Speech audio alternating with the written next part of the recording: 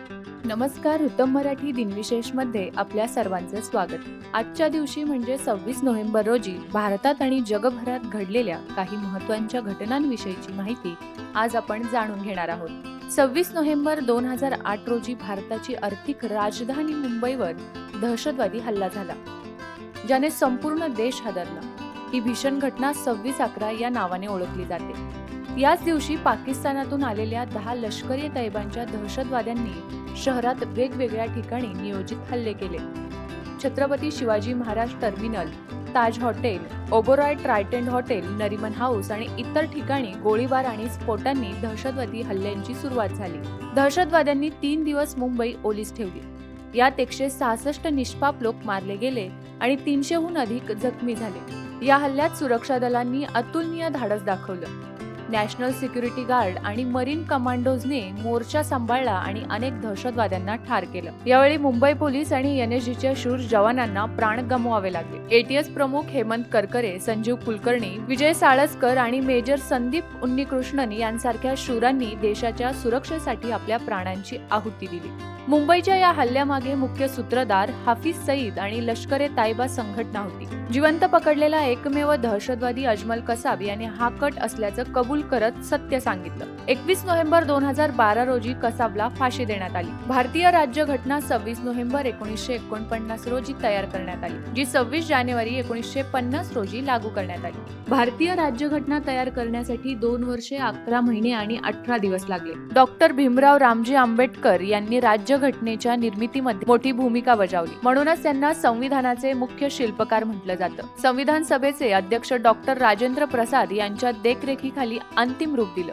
हे संविधान जगातील सर्वात लांब लिखित संविधानापैकी एक आहे आणि त्यात 395 लेख, 22 भाग आणि 8 वेळापत्रक आहे. हे संविधान भारतीय नागरिकांना न्याय, स्वातंत्र्य, समानता आणि अखंडतेचं वचन देतं. संविधान दिन राष्ट्रीय कायदा दिवस म्हणून ओळखला जातो. 2015 पासून दरवर्षी 26 नोव्हेंबर रोजी हा दिवस साजरा केला जातो. नागरिकांना त्यांच्या हक्कांची आणि कर्तव्यांची जाणीव करून देणं हा त्याचा उद्देश आहे. हा दिवस आपल्या लोकशाहीच्या ताकदीचं, समानता आणि सहिष्णुतेच्या मूल्यांचं प्रतीक आहे. 26 नोव्हेंबर 1952 हा दिवस जम्मू काश्मीरशी संबंधित संघर्षांसाठी भारतीय इतिहासात महत्त्वाचा आहे. या दिवशी प्रजा परिषदेच्या संस्थापकांपैकी प्रेमनाथ डोगरा यांना अटक करण्यात आली. ते एक प्रमुख राष्ट्रवादी नेते होते, ज्यांनी जम्मू काश्मीर आणि काश्मीरला भारतीय राज्यघटनेखाली आणण्यासाठी लढा दिला. त्यांचा पक्ष प्रजा परिषद जम्मू काश्मीरमध्ये एक देश, एक संविधान, एक प्रमुख या तत्वाची मागणी करत होता. राज्याला विशेष दर्जा देणारे कलम 370 आणि स्वतंत्र ध्वजाच्या धोरणाविरुद्ध हा पक्ष होता.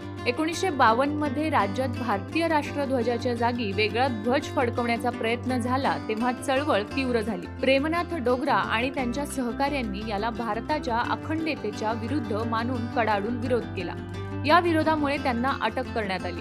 प्रेमनाथ डोगरा यांच्या अटकेनं जम्मू आणि काश्मीरचं संपूर्ण भारतात विलिनीकरण आणि संविधानाची एकसमान अंमलबजावणी करण्याच्या चळवळीला बळ मिळालं आणि भारताच्या अखंडतेच्या लढ्यात त्यांचं योगदान प्रेरणादायी ठरलं. भारतातील दूध क्रांतीचे जनक वर्गीस कुरियन यांचा जन्म 26 नोव्हेंबर 1921 रोजी झाला. त्यांना श्वेत क्रांतीचे जनक म्हणून ओळखलं जातं. त्यांचा जन्म केरळमधील कोझिकोड येथे झाला. वर्गीस कुरियन यांनी भारतात दूध उत्पादनाला नवीन उंचीवर नेलं. त्यांच्या नेतृत्वाखाली ऑपरेशन फ्लड नावाची योजना सुरू झाली, जी जगातील सर्वात मोठी उत्पादन कार्यक्रम ठरली. या योजनेनं भारताला केवळ दूध उत्पादनातच स्वावलंबी बनवलं नाही, तर दूध उत्पादक देशांमध्येही अव्वल स्थानावर नेलं. वर्गीस कुरियन हे अमोल डेअरीच्या संस्थापकांपैकी एक होते, ज्यांनी सहकार चळवळीला चालना देऊन लाखो शेतकऱ्यांची, विशेषतः महिलांची आर्थिक स्थिती मजबूत केली. त्यांच्या प्रयत्नांमुळे भारतातील दूध उत्पादनाचं ग्रामीण उद्योगात रूपांतर झालं. रोजगार आणि गरिबी निर्मूलनासाठी मदत झाली. त्यांच्या कामगिरीबद्दल त्यांना पद्मश्री, पद्मभूषण आणि पद्मविभूषण अशा पुरस्कारानं सन्मानित करण्यात आलं.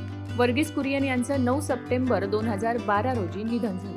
26 नोव्हेंबर 1953 रोजी ब्रिटनमध्ये व्यावसायिक दूरचित्रवाहिनी सुरू करण्याचा प्रस्ताव मंजूर करण्यात आला. हे एक महत्त्वाचं पाऊल होतं, कारण यामुळे टेलिव्हिजन उद्योगाला एक नवीन दिशा मिळाली आणि टेलिव्हिजनचं व्यावसायिकरण सुरू झालं. या प्रस्तावाअंतर्गत ब्रिटनमध्ये प्रथमच व्यावसायिक दूरचित्रवाणी वाहिनीच्या ऑपरेशनला मान्यता देण्यात आली, ज्यामुळे बीबीसीच्या सार्वजनिक प्रसारणाव्यतिरिक्त खासगी वाहिन्यांच्या आगमनाचा मार्ग मोकळा झाला.